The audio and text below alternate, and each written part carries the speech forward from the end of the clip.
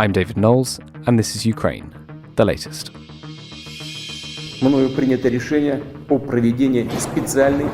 This hideous and barbaric venture of Vladimir Putin must end in failure. Nobody's going to break us. We're strong. We're Ukrainians. Today is a bank holiday in the United Kingdom, so instead of our usual offering, my colleague Sophie Coe called foreign correspondent Campbell Mcdermott, who's been reporting from Ukraine for the Telegraph for the past few weeks. Here is their conversation. I know that you are obviously just left Ukraine and you're now in Poland. A couple of months ago, we heard from people fleeing Ukraine that there was extreme queues and massive waits at the border. What's your experience been of leaving Ukraine in a few months later than all the kind of chaos that we saw? A lot of that chaos has subsided now. A lot of those people who initially left a few months ago from places like the capital, Kyiv, are now actually returning. So in some cases, there's been longer queues on the other side of the border coming back in. There are still people leaving, particularly from the east, as Russian forces are still advancing in the Donbass region. So there are, people who leave when fighting comes close to their villages or their cities, and some of those people are just becoming displaced within Ukraine, but some of those people are still leaving. But it's all become quite orderly.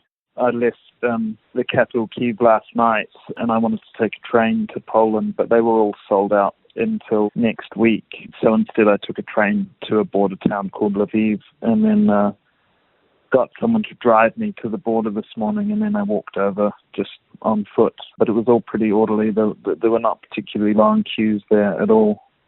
And you mentioned getting a train. We've heard in the last week or so that the Russians have been targeting kind of key parts of Ukraine's train network.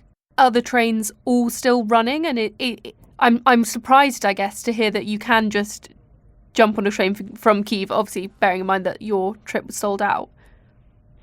Yeah, I mean, the Ukrainian railways have done a fantastic job of keeping their service running throughout the war and running a very good service for the most part. When I came in as well, I caught a train from Lviv to Kyiv, an overnight train, and that was quite eerie because the air raid alarms were going off while we were waiting to get on the train, and the train station was evacuated, and it was right before curfew as well, so it wasn't not sure whether the train was going to go or not, if we were going to be allowed to go back in the station, and it was all blacked out as well. And then in the end, the train did go a few hours late and, took us to Kyiv, a little bit behind schedule. But yeah, they've kept running. They've played a really important logistical role, both in bringing in supplies and bringing out, displaced Ukrainians.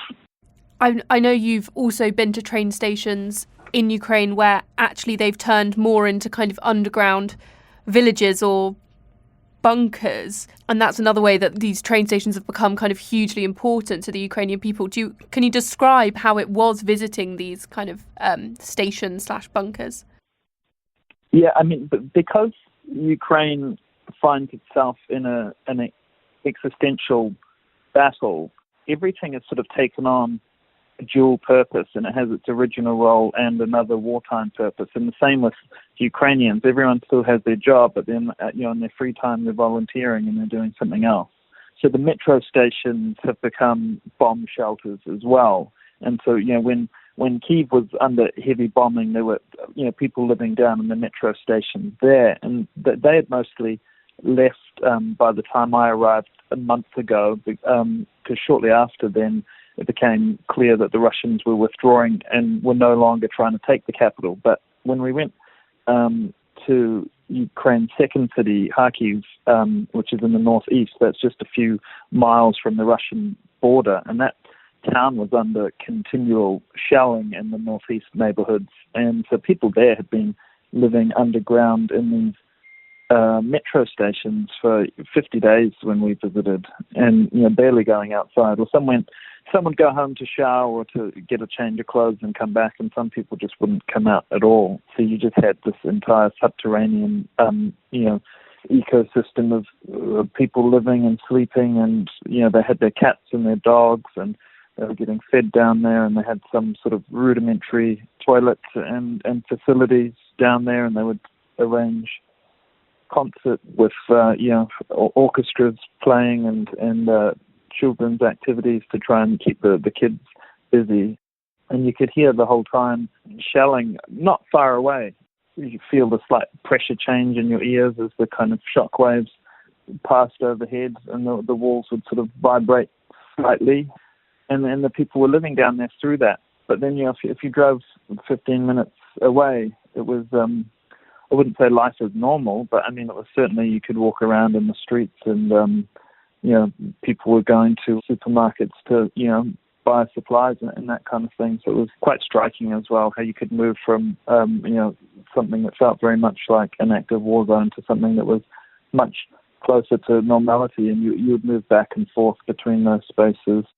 How did they react to you, I guess, as a British journalist coming into these situations? Obviously, we've spoken to our other correspondents out there, and they've certainly experienced a kind of mixed reaction to being there, the importance of reporting the stories, but also the difficulty of leaving, I guess.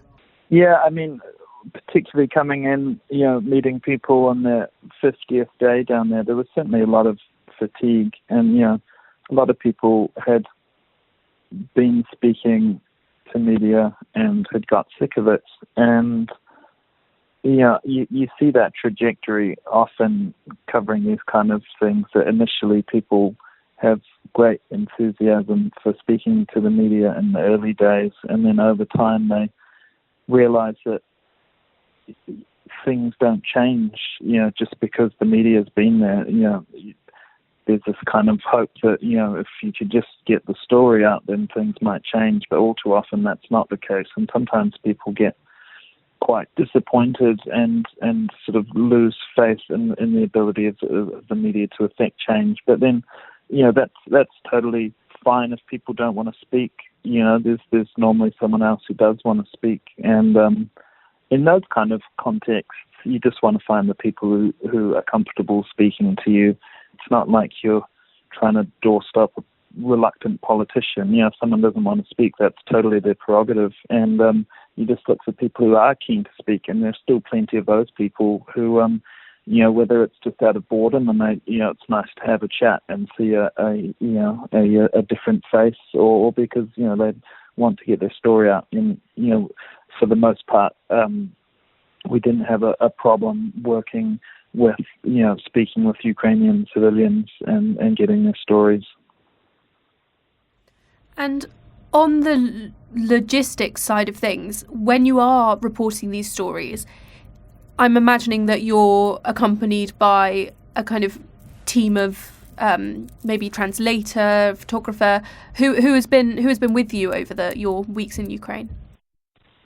Yes, so for the most part, I've been working with Heathcliff O'Malley, who's a photographer who's been working with the Telegraph for over 20 years, in all sorts of hot spots and war zones all over the world. So he was highly experienced, had a lot of experience to draw on. And then we were relying on a local translator and fixer, a guy called Ilya Novikov, who I got his contact from someone. He hadn't worked before as a translator or a fixer with journalists, but he had the right kind of can-do attitude. And I gave him a try out, and we went out for a day and had a good day together. And then we took him on the road with us for 3 weeks, and he was our absolute lifeline, because we couldn't do anything without him, whether it was filling up gas at the petrol station, or organising an interview with the mayor of a city. So he was sort of our secret weapon for all of the reporting we did. It's not just the translation they offer. When you parachute into an unfamiliar context, like I did going to Ukraine, I'm normally reporting in the Middle East. I lack all of that background and context. You can download a couple of books on your Kindle and try and work through them at night when you get back to your hotel room, but there's a lot of catching up to do. So I relied on Ilya a lot for just telling me what was going on. He was plugged into all the right Telegram channels. Whenever we spoke to someone, I'd also ask, what was your impression of this person? Tell me more about what you thought about what they said. Was it plausible or does that gel with what else you've heard? And I would get him to read through my stories before I filed to his comments. He was essential. You mentioned kind of travelling around. I know you've spent quite a lot of time in the Donbass region. Where else have you been whilst you've been out in Ukraine? So I, a little over a month ago, crossed the Polish border and went to the town of Lviv, which is in the west and relatively normal and one of the places that is less affected by the war, although it has been a hub for a lot of refugees coming out and has been targeted in a number of missile strikes. But I quickly took a train, as I said, to the capital, Kyiv, and spent a couple of weeks there reporting as Russian forces withdrew from around the capital. They left behind this kind of trail of destruction and terrible stories of what they'd done under the occupation. So I reported on that for a couple of weeks before we took a car and drove out east. We were expecting, that with Russia's withdrawal from around the capital, that they would refocus their efforts and attacks in eastern Ukraine, so the Donbass region, where Russia's backed separatist forces since 2014. It appears that they want to see either all of the Donbass region or maybe all of the Ukraine's southern coastline. So we went first to Kharkiv in the northeast, which is the second city. It's a big city of 1 million people, and that's right up there on the Russian borders, just, 20 miles away or something like that. And Russian forces are just a couple of miles outside the city, or perhaps even closer in the northeast part. So that was a city that was under fairly constant shelling in parts of it, and there'd been sort of significant missile strikes at times in other parts. So that felt like the war was coming a bit closer when we were there. So we didn't actually spend too long in Kharkiv because it was not the most safe place to be parking up for a long time. So we drove down to Dnipro, which is further down on the Dnipro River. It's a fairly major city in the southeast, and that's also become a hub for people coming out of the Donbass region. So you're able to, interview displaced Ukrainians there, and that's also become quite an important logistical and strategic hub. So a lot of the Ukrainian military material and reinforcements and so forth go through Dnipro, and that the city and the region itself has become quite heavily fortified. So it's generally thought that even if the Russians do manage to take the Donbass, they're probably not going to get into Dnipro with its heavy fortifications.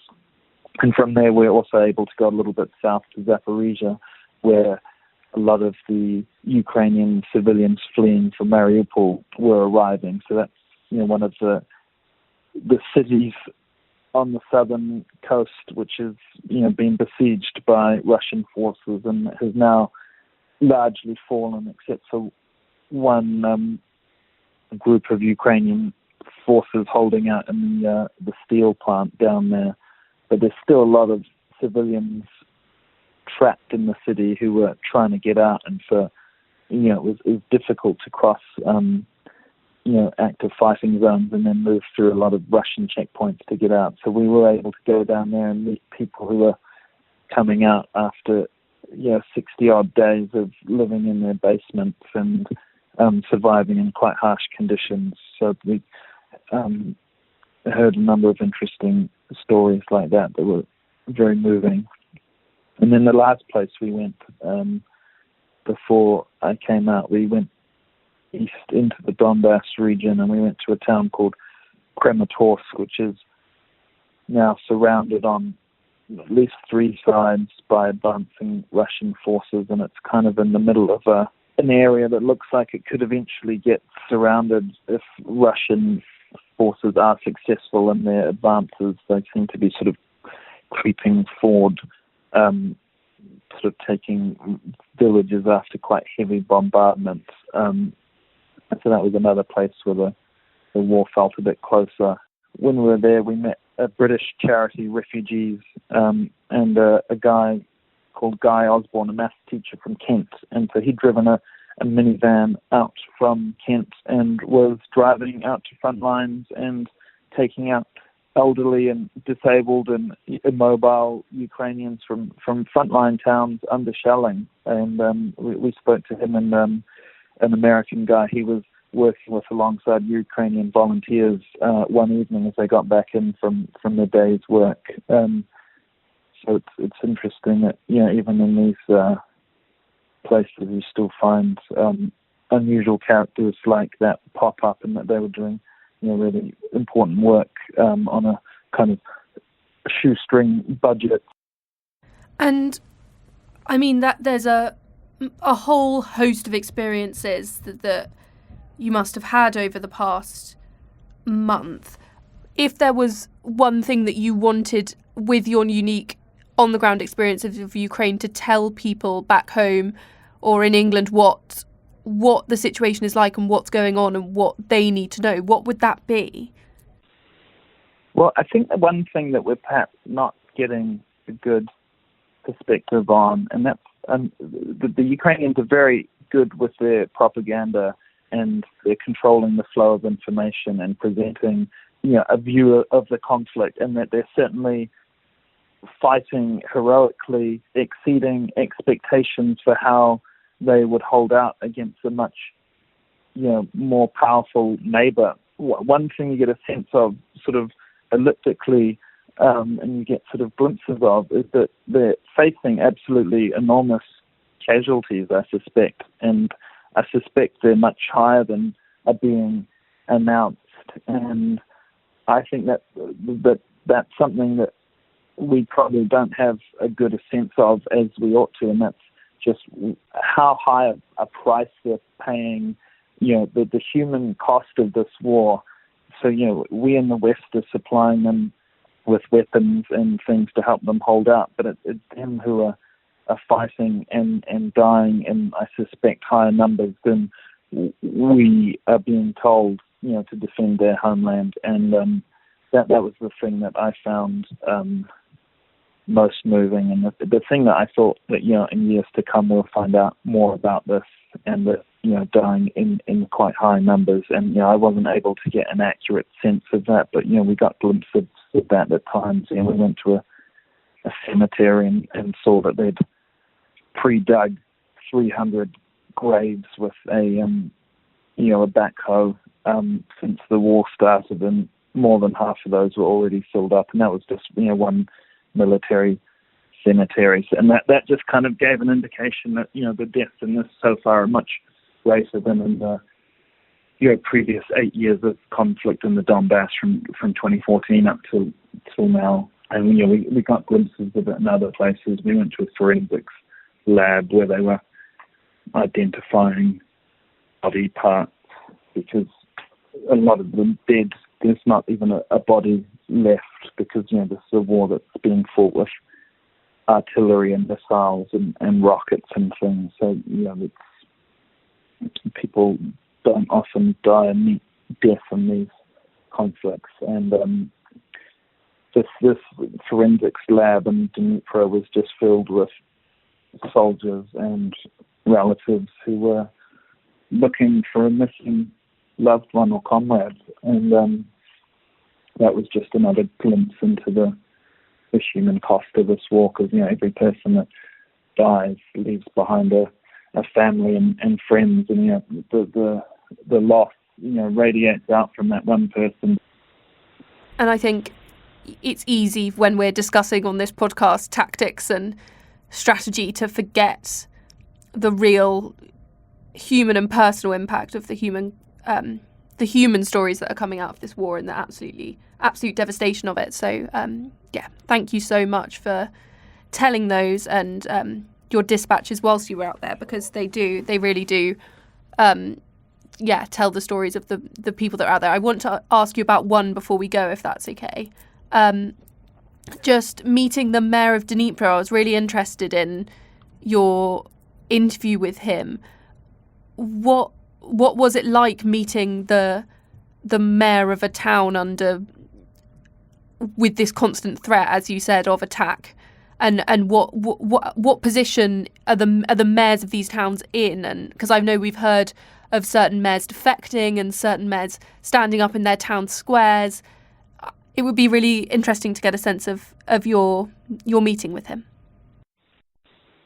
Sure. I mean, I put in a request to meet him without any particular expectations, just, as a bit of a fishing expedition to see, whether he would be an interesting guy or not, perhaps whether he could help us out with some access. But I get the sense that this war has really brought out the best in people, whether it's, from President Zelensky, who, was as everyone knows now, was an actor who turned into a politician and was running the country with some sort of teething problems and difficulties. And then when this invasion started, had greatness thrust upon him in a way that, has been really remarkable to watch. And I think you saw that with just ordinary Ukrainians you met. And I think there was a sense that, whatever people's past had been before, that people were genuinely really committed and doing their absolute best for the country and for their communities around them. And I got that impression from the Dnipro mayor, who, he didn't claim to be, the country is now sort of run by these military administrations, and he's not a military guy. So, he wasn't there telling me about, his heroic defense of the city or anything, but he just sort of told me, he told me his personal story, and as an example of where the Russians got it wrong with eastern Ukraine, and assuming that people like him, who's ethnically Russian-speaking, Russian-educated, would just naturally sort of fall back into that orbit of Russia reasserting itself and reestablishing a kind of empire. And I think this conflict has probably forced out a lot of the nuance that some people might have felt at one time or another about their identities as Russian or Ukrainian. And, it's really forced, as far as I can tell, a lot of these Russian-speaking Ukrainians to identify more strongly with Ukraine than any point in the past. And for that reason, Putin and Russia's strategy towards Ukraine appears to have just backfired tremendously from what I gathered. Ukraine the Latest is an original podcast from The Telegraph. To stay on top of all of our Ukraine news, analysis and dispatches from the ground, subscribe to The Telegraph. You can get your first 30 days completely free at telegraph.co.uk/audio. Or sign up to Dispatches, our Ukraine newsletter, which brings stories from our award-winning foreign correspondents straight to your inbox. Today, Ukraine the Latest was produced by Louisa Wells and Giles Gear, and on Twitter, Alice Hearing.